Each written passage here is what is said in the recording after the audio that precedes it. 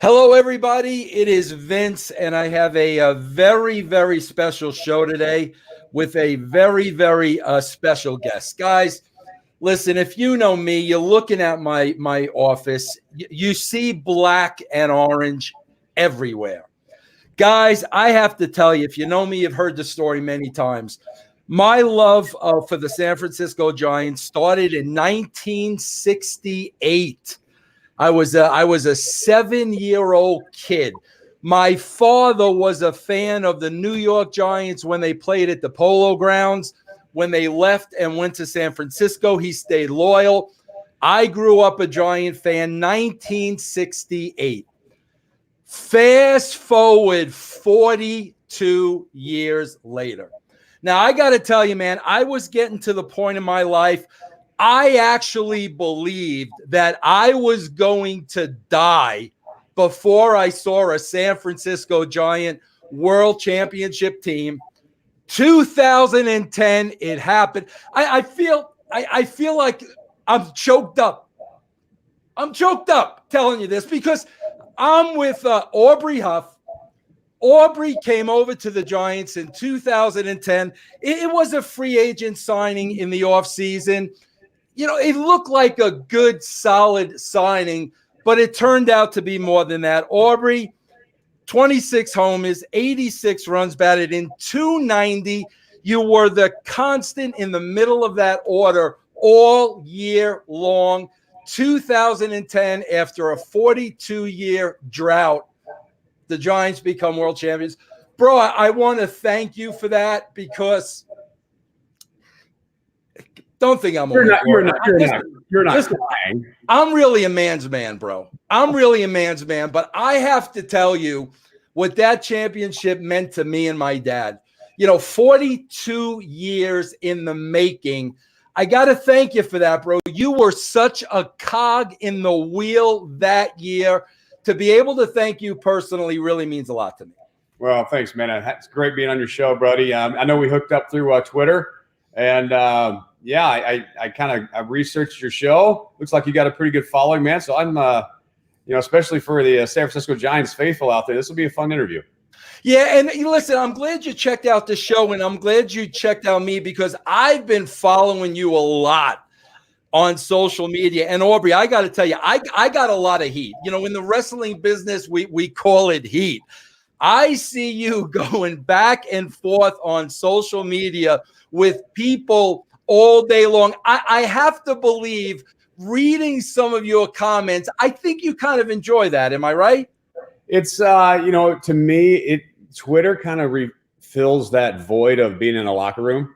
The shit talking you have in the locker room with the fellas and all the people in there. And, even with the reporters, it's a very, you got to have thick skin in the locker room. And I enjoyed that kind of ripping and just fun environment, kind of a, the alpha male environment, if you will, in the locker room. And you don't get that in the real world. And, but you do get it on Twitter. So I enjoy reading the comments and a lot of these things that, on Twitter, I say a lot of it's satirical in nature, a lot of it's just joking around. And, I am a conservative Christian guy from Texas. I support Donald Trump and, it's well known. And so I get buried a lot on social media with that, especially from the San Francisco Giants base, who's diehard liberal up there in San Francisco. But, I have no ill will towards anybody. I don't care whether you're Republican, Democrat, what have you. I'm one of those common sense guys. If it feels right to me and if it feels right in my head, I'm going to say it. And that's pretty much how I am on Twitter. Yeah. Well, Aubrey, there's a lot I want to talk to you about, but listen, I can't go without talking about, you were part of those two championship teams, 2010, 2012. Aubrey, I guess the first question I want to ask you is we go back to that 2010 season. And like I said, man, I was in a 42-year drought. I'm thinking the Giants are never going to win a championship. I was there with Mays, McCovey, Marichal, Jack Clark, Will Clark, Barry Bonds, the Johnny LeMaster, for crying out loud, the whole gamut. Was there a time during the 2010 season where, you felt like, wait a minute, like we're really onto something here? The pieces are falling in place. and this could be the year. I know with a lot of teams, there's a point in a season where they realize this may be a special year. Did something happen during that season that gave you guys the confidence? Not really. In 2010, we were, I guess, maybe a little over a month left. We were almost, I think, 10 games out behind the San Francisco Padres. I mean, we were kind of just a little bit over 500, and nothing was really pointing towards a playoff spot. And but we made some pretty key acquisitions in that year. We brought over Pat Burrell, who got released by the Rays, and I played college baseball with him in Miami. And having him come over, and that really invigorated the clubhouse. We brought over Cody Ross, secured Javi Lopez out of the bullpen. Got a lot of little pieces that nobody really noticed. A lot of older players that a lot of teams, quite frankly, have given up on. And we just, in that clubhouse, towards the last 2 months of that season, it seemed like those old guys that were just kind of a cast off and misfits is what Bruce Bochy called us. We were like the band of misfits, he called us. We all bonded together, and it just became like this clubhouse chemistry that I can't even explain. I've never felt in my life. It was a brotherhood of family that I've never felt in any locker room I've ever been a part of. And just something felt right.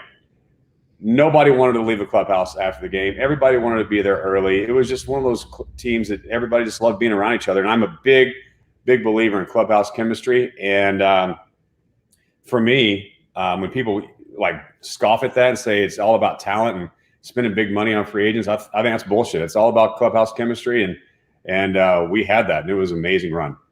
That's interesting that you say that, Aubrey, because listen, I've been following the NL West forever, and for as great as the Dodger teams have been, especially over the last 8 to 10 years, I always feel like the problem with the Dodgers is that chemistry. They just don't seem to have that chemistry in the clubhouse. I always feel that's their Achilles heel. What's the difference with a team having that chemistry and not having that chemistry? Like I would think in 2010, all these players come in at the trade deadline, in August. For you guys to immediately bond and form that type of chemistry. Meanwhile, you might have a team like the Dodgers that are together all year long and don't have it. Is that a managerial thing? I think it's a big-time managerial thing, but I also believe it's a superstar thing, too. We didn't have superstars on our team. We did have superstar pitching, but these guys like Matt Cain, just a humble redneck, right? You had Tim Lincecum, who was just the chillest guy you could ever imagine, right? Wasn't an ego-driven guy at all. I feel like sometimes, especially if you get into those big money market teams, the Red Sox, Yankees, the Dodgers, you start spending, $200, $300 million contracts on guys, you're not only buying their services, but you're buying their egos as well. And I feel like there's a lot of ego when it comes to that kind of money. And you got to feel like you're like a guy going into San Diego, like a Manny Machado kind of guy. They're not a winning team, but you're banking your success on one guy for that kind of money. To me, it's all about finding 25 guys that are good, solid Major League Baseball players that have the love for the game, that grind it out every day, that it's all about the guy next to you. And I feel like a lot of these big market teams kind of miss the mark on that, where they go out and just find the biggest free agent that Scott Boras has and tries to go after him and make some news and make the fans happy. That's not what wins. What wins is chemistry and guys loving each other in the locker room and going out there and playing for one another. Well, Aubrey, so, you guys win the title that year. You beat Texas. Bro, it's funny, like, right, you can't see it, but I've got a plaque, like, literally right next to me. It's pictures of the 3 World Series celebrations with tickets to each World Series. The first picture is you on the mound with Buster Posey up in your arms. I literally look at it every single day. So, bro, 2012 comes along. Listen, as a Giants fan, bro, we got our world championship. Like 42 years, whatever happens in 2012 is gravy. Okay. You go to Cincinnati, you lose the first 2 games. I believe it was at home against the Cincinnati Reds, who were a powerhouse that year. All of a sudden, you guys come out of nowhere. You win the next 3 on the road. The Cardinals got you down 3-1. I'll never forget it. Zito, of all people, starting game 5, 3 in a row in beating St. Louis. Then you sweep the Tigers. Bro, I say this like all the time. As much as a diehard Giant fan I am, you guys had no business winning the champion in 2012. Man, after having that one in the can, being down 0-2, going into Cincinnati, where did you guys get that from? Yeah. I mean, at that point, I wasn't really playing a lot. Brandon Bell had taken my job, and I was kind of more of a platoon player, bench guy.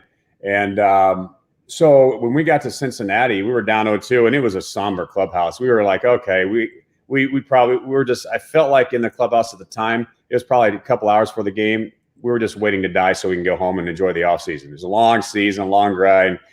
You know, taking in a playoff, taking the next 3 off anybody would be almost an impossible task. And I remember Hunter Pence called a team meeting in the locker room, and he gave one of the most epic Tony Robbins speeches I think I've ever heard in my life. I mean, he was crying. Guys, I was looking around crying. And we were on the field, and then we won that game. And then after we won that first game, I'm like, holy shit, we're going to win this series. And we did. It was one of those things where, even when we got down 3-1 to St. Louis in that series, we were like, yeah, no big deal, and we just kept grinding it out and took one game at a time. And then when we played the Tigers, I think Pablo hit 3 home runs the first game off Verlander. I'm like, dude, this is going to be a sweep. I just knew I'm sitting there watching this because I didn't really play much in the 2012 series. And I'm watching this going, man, the momentum we have, nobody can stop us. I don't care if it was the 27 Yankees. Nobody's going to beat us right now. Yeah, that was an unbelievable season. And, of course, 2014, you guys do it again. You weren't with the team at the time. Aubrey, I want to talk to you about something on a personal level because this really concerned me. And I'll tell you why, man. I was 22 years old. I had just graduated college. Right out of college, bro, within the first, 6 months out of college, I got married, I bought a home, and I started a full-time job. Aubrey, I was overcome with such depression and anxiety where, I literally thought I was going to die. I had never experienced it in my life. I didn't know what was wrong with me. I felt like I was living somebody else's life. And I got to tell you, man, I fast forward. I'm going to be 59 this week, actually. I still deal with depression. I still deal with it on a daily basis. And I always have to try to overcome it. Man, you had an episode there. I believe it was in the 2012 season. I believe you were at a hotel in New York. I remember reading about this as a fan, living in I think I was in Colorado or New York at the time. And it struck me immediately because I was like, holy shit, I know what he's going through. And it was really hard for us to get information. Not being, on the West Coast, not being in San Francisco, the internet wasn't what it was today back then. But, man, you had a life-changing experience back then. Do you care to talk about it? And the only reason why I'm asking you to talk about it is I know I've experienced it, and I know through my show there are a lot of people that have experienced the same thing. Do you mind talking about that a little bit? Yeah, it was just one of those things. And like I said, it was 2012. And, it was one of those years where, I had gotten addicted to Adderall for from like 2009 through 2011. So about 3 years there. It was one of those things where, the first time I took it, I'm like, I'm never not taking this the rest of my life in baseball. And I'm a pretty laid back guy without it. But on that stuff, it was like Dr. Jekyll and Mr. Hyde. I couldn't stop going out. I couldn't stop partying. And I wasn't much of a party guy. I like to have a few beers after game, but this stuff made me legendary status, right? Where I just go out and I couldn't go to sleep till 3 or 4 in the morning until I pounded it in submission with about 12 beers, essentially passing out. And the only way to get back going the next day is just to pop another. And it was like a vicious cycle. And then in 2012, actually, interesting enough, after the World Series in 2010, I checked myself into rehab because it was that bad, and got clean for a while. I relapsed in 2011, and then in order to save my marriage, I got off it and completely in 2012. And I was playing naked for the first time in 3 years and hitting 180 in New York, and really went 0 for 5 in New York, and had a really blundered play when I had to play second base, and everything just kind of opened up in that moment. And I'll remember that night very well. I'm in my bed at 3 a.m, and I had to wake up, take a piss, and go to the bathroom, take a leak. And I'm coming out, and the room just started like closing in on me. I felt like this. I was sweating profusely out of nowhere. My heart started racing, but I was freezing. What is going on? Immediately, I thought I was having a heart attack. I'd never felt this before. Only thing I can think of doing was going to my backpack, going to my bag, throwing all my stuff in. I threw it into my bag, went downstairs in a full panic, got into a cab, and went to the airport to get home to Tampa, where my family was. And as I'm boarding that plane, they slammed the door on the plane, and it drives me into overload. I'm going through like a 2.5 hour panic attack. And by the time I get to Tampa, I'm starting to land. The sun's coming up, and I'm landing, and I started calming down. I'm like, what the hell was that? And called my team and my trainers, and Bruce Bochy is like, listen, I had a family emergency last night. I didn't want to bother anybody. I just got to Tampa. I'll be back in, I believe we're going to Cincinnati the next couple of days, and I'll meet you there for the trip. And everybody's, oh, I hope everything's okay. No problem. Great. So I'm getting ready to go to Cincinnati. A couple of days later, I'm packing my bag. And as soon as I'm packing my bag to go, I felt that again, and I'm like, oh gosh. So I called my trainers, let them know what's going on. They checked me into a therapist. And from that, I was on a 60-day DL for heavy anxiety and taking Xanax. And I was a ghost in 2012 after that. So, it took a while to, it was a tough 2012, as we swept the Tigers in the World Series. I'm literally out there celebrating with my team, but I was probably 25 milligrams deep on Xanax. So I was kind of like, didn't really even care. And I knew then I knew then I was retiring and going home. And so that was the story. Now, do you? I was reading up. I mean, do you still have instances today? Does it still come back now and again? I feel like there's no panic, but there's obviously, I think every athlete experiences the lack of purpose and value and identity after you get out of the game. So you struggle with that. And there's a lot of things out there in the world that, they're just, it's normal. Life is just normal now. It's hard to replace that adrenaline, the 5-star hotels and being around all those guys. So that to replace that feeling, I don't think that's even there. So you kind of have to make this mind shift to accept the fact that it's okay. Every day I still struggle with trying to fulfill that excitement. It's tough, but you switch your mind to a fact that, hey, you know what? I was lucky enough to do what I did. I got 2 great boys I'm raising now. And, I really believe that, you take that much Adderall as I was taking, and you start getting into that kind of world that, you start doing permanent damage to your brain cells and stuff like that. So, I feel like my brain forever will always be like, man, just taste one Adderall to kind of kickstart in, because it's just you can never replace that high that you did for 3 years on Adderall naturally. Yeah. But you just got to rewire your brain, the fact that it's okay to live a normal life, because we hadn't, as ex-athletes that played that long and won 2 World Series, it's hard to adjust into normal life. Yeah, Aubrey, I've been in the wrestling business for about the last 30 years. It's the same with professional wrestlers. Same with professional wrestlers. And what happens with them is, Adderall, is a problem, but the big problem with wrestlers are painkillers. Yeah. Because, these guys are wrestling sometimes 5 times a week, hurt. They got to get through the match. They're depending on painkillers. Next thing you know, they're addicted to painkillers. So, I mean, that is a big problem in the wrestling industry as well. Yeah, I wasn't much into the painkillers things. Obviously, I've had some surgeries from here and there, and I've been prescribed those. And that was one of those things that never really got me. I mean, for me, like an upper like Adderall was what got me. Anything like it's a downer and just a chill kind of thing that, like that, like a painkiller, it didn't respond to my brain chemistry, whatever it is. And I think everybody's brain is different. For whatever reason, I've had teammates that have taken Adderall and it makes them tired and take a nap. I'm like, how the hell does it make you take a nap? Yeah. So everybody's different. Life for me now is great. I really enjoy just being a dad now and helping coach their baseball teams and, doing some podcasting from time to time and just, living life and being grateful for what I got. That's awesome, man. That is awesome. Now, what I wanted to really talk to you about today, I could talk about you and the Giants all day long, but I really wanted to get a professional ball player's opinion on what is going on with the Houston Astros, the Boston Red Sox, Carlos Beltran.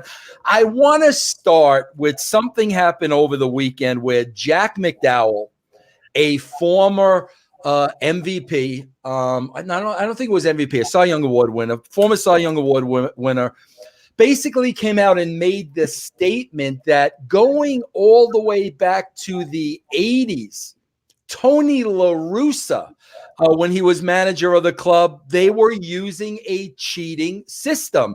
And it was far more simple than what it seems like the Astros were using, where there was a camera on the scoreboard in center field, zoomed in on the catcher's signals, and it would basically flash a light if a fastball was coming. Mm-hmm. And McDowell citing this all the way back to 1980. Now, listen, man, I'm an avid baseball fan. We all know about steal signings. Steal signings been done since the beginning of time. But as far as technology being involved, and like I said, McDowell making this statement from the 80s, has this been going on a lot longer than we would expect? Yeah. I mean, I think in baseball, ever since it's been invented, even in professional sports, period. If you're not cheating, you're not trying, the old saying goes, right? But if you're cheating in the right way, right? Like, I mean, we growing up, not so much in high school, you start kind of really learning these things in college on how to read pitchers that tip pitches, or you're at second base and you steal the signs from the catcher. That's all fine and dandy. No, and no big deal. In that way, that's been going around forever. As far as whenever you start using technology, or you start using, and technology's gotten so good that it's, you almost seen this coming. Then that's where I draw the line, right? But to me, it's just an unfair advantage. I mean, you see these guys. Like, I think a video I saw with Altuve hitting that home run off Chapman. Mm-hmm. I remember seeing that live. I'm like, he made that look so easy, right? Mm-hmm. Hitting a home run off Chapman to win the game. And you see him come by and it shows a video of him going, no, don't rip my shirt, because you feel like there's something underneath there. And he's like, don't do it. So, that to me, that's like caught red-handed right there. But I don't know, man. I'm glad I'm kind of out of the game now, because it's turned into that kind of deal where technology's taking over the game. They're wanting to speed the game up. They're, automated strike zones, all this stuff is taking over the game. And, they got iPads in the clubhouse, or the iPads in the dugout now. They're doing interviews mid All-Star game with the outfielders. I mean, it's just ridiculous, man. And I'm an old school guy. And I just believe that, what's crazy about this whole situation is, you got guys like Alex Cora gone. You got the GM for the Astros, AJ Hinch is gone. All right, if you're going to fire these guys, what about the players? There's got to be some disciplinary action there as well. Maybe give up your playoff bonuses. Have to pay that back. Something. I mean, you can't take away rings and take away titles, but I mean, it's just not right. Aubrey, let me ask you this. Why can't you take away rings, and why can't you take away titles? Because at the end of the day, if you offer a baseball manager, okay, listen, if you're going to cheat, we're going to fine you, we're going to fine you $5 million. We're going to take away draft picks. But at the end of the day, you are still going to hold on to your championship. Why wouldn't you do it? I mean, I think that's part of the problem I'm having. Guys lost their job. They were fine. They lost draft picks. But at the end of the day, they're still the champions. Yeah.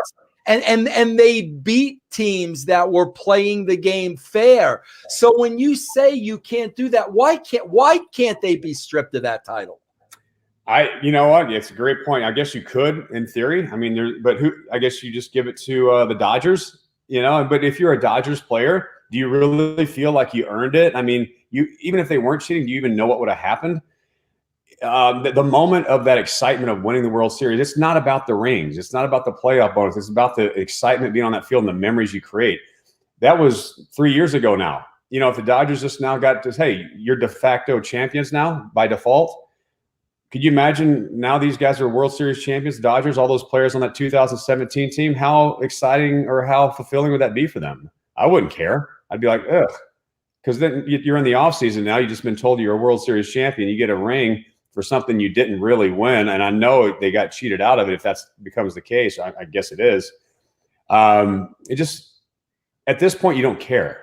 Like if you're I think you just vacate it. I don't think you give it to the Dodgers. I think you just vacate it. 2017 never happened, right? Yeah. Because here's another thing that really there's certain things about this thing that really piss me off, man. And I want to get your view. First of all, Mike Fiers.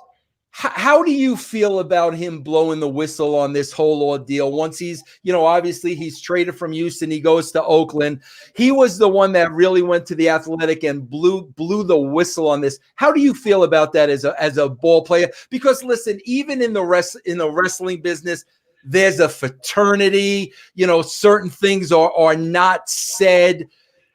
Is he the GOAT or is he the hero as a ball player? How do you look at that? I guess it depends on what team I was on, right?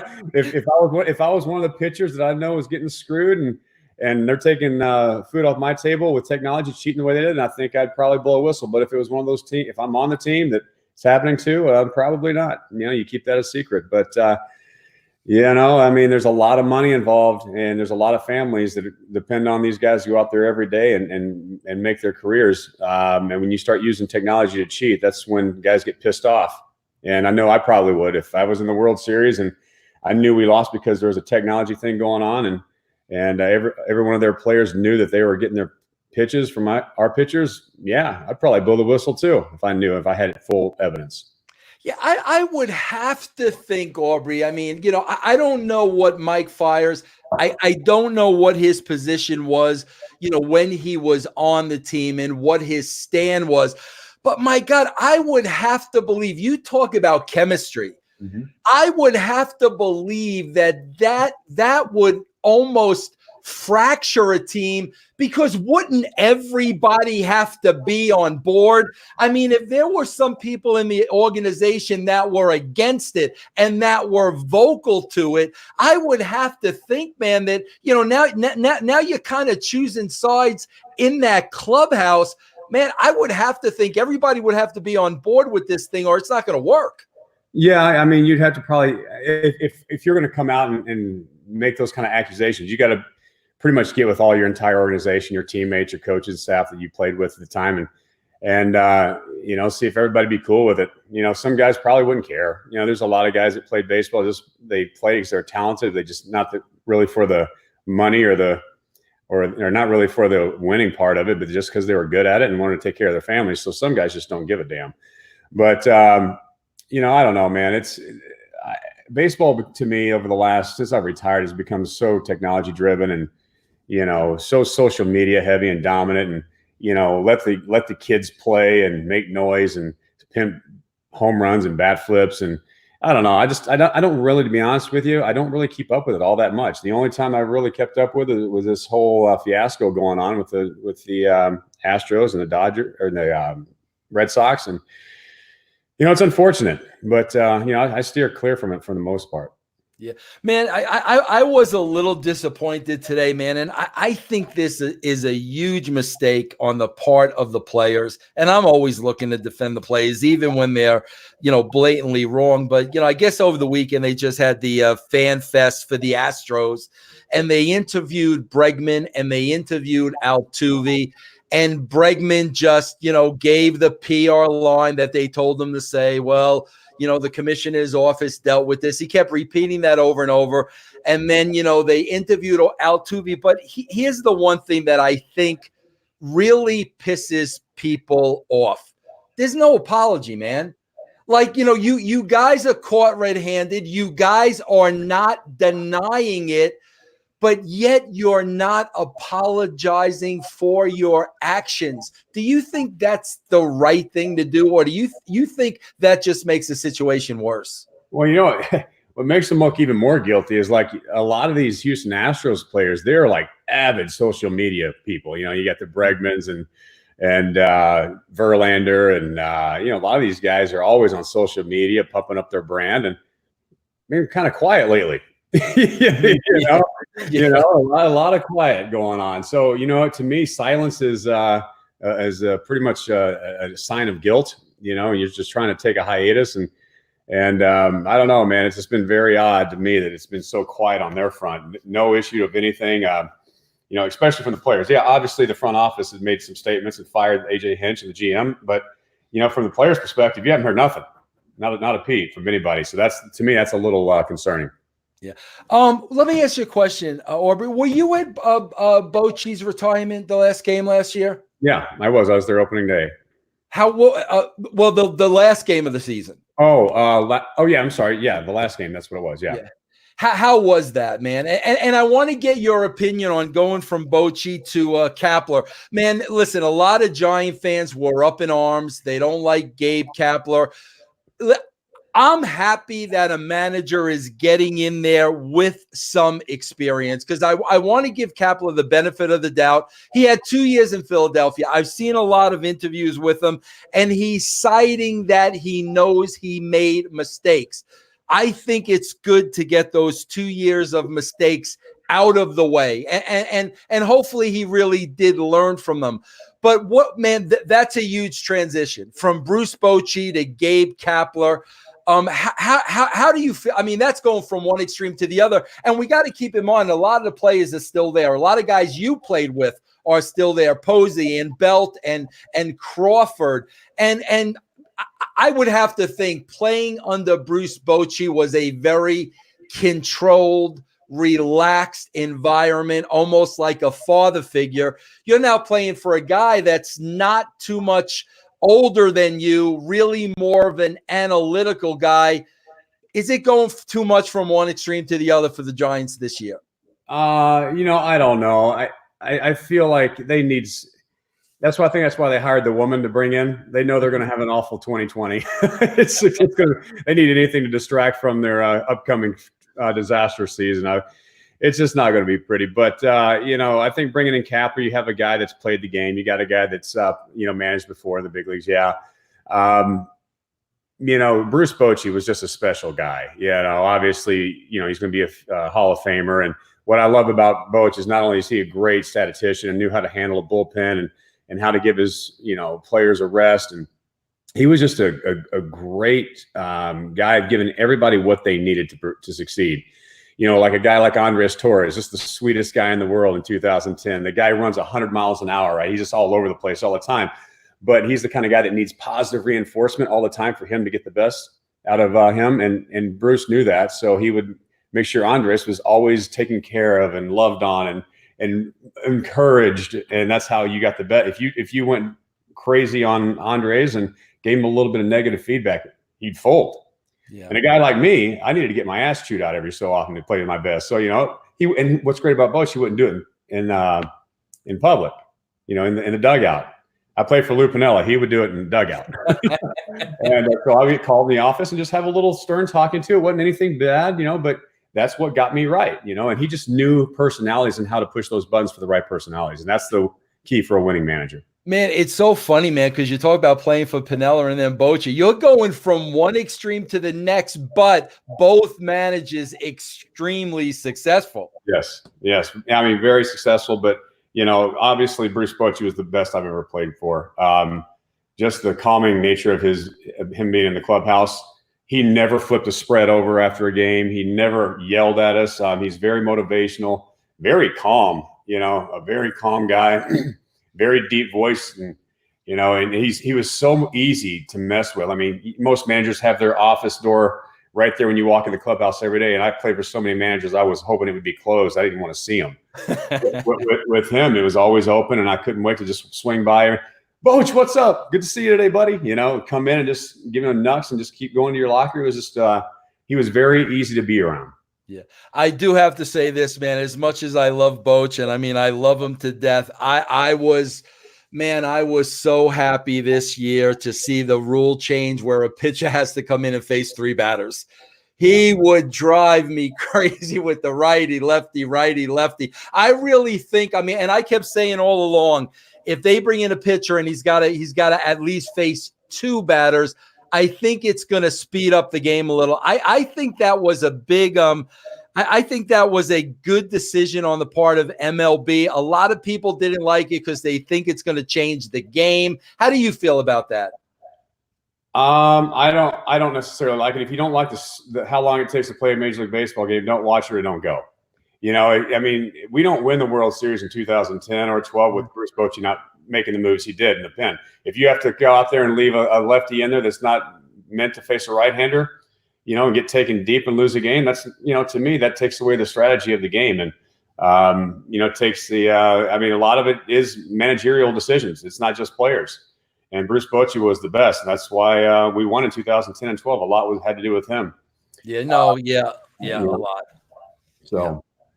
Well, listen, man, Aubrey, again, I want to thank you for coming on here. I wanted to hear from a player's perspective. Again, you know, just the great years with the Giants. And, you know, I mean, to me, it'll always be that 2010 championship. Yeah.